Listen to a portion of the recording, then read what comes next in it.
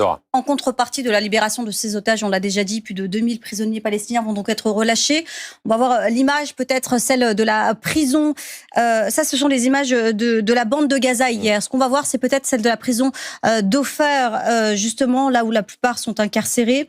On le sait, la plupart de ces détenus ont été arrêtés juste après le 7 octobre, sans avoir connu de procès, mais d'autres sont incarcérés depuis des décennies. C'est le cas de Marwan Barghouti. Ça faisait partie des noms qui étaient demandés par le Hamas.